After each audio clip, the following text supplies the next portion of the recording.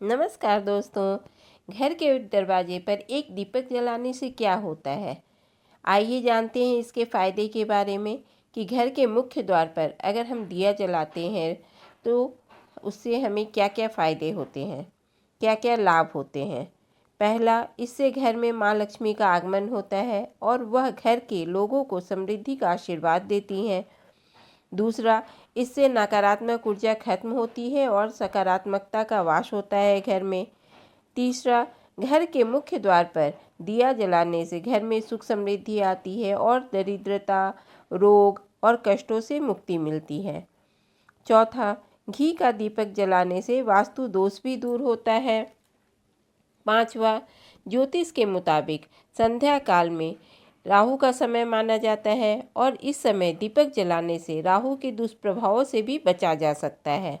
छठा, घर के मुख्य द्वार के साथ साथ घर के मंदिर में भी दीपक जलाना चाहिए। तुलसी के पास भी दीपक जलाने से माँ लक्ष्मी और भगवान विष्णु प्रसन्न होते हैं।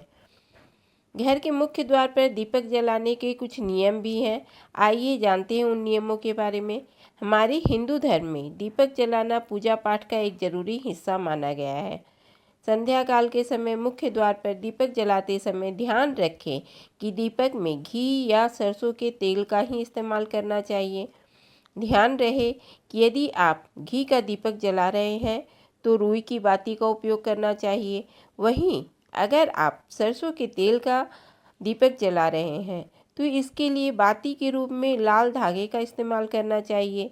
मुख्य द्वार पर दीपक जलाते समय इसकी दिशा का भी ध्यान रखना चाहिए। दीपक को हमेशा प्रवेश द्वार पर इस प्रकार रखना चाहिए कि घर से निकलते समय दीपक आपके दाएं हाथ की तरफ हो। ऐसा करना शुभ माना जाता है। साथ ही लक्ष्मी माँ की कृपा साधक पर बनी रहती है। ना जलाएं ऐसा दीपक जो खंडित हो।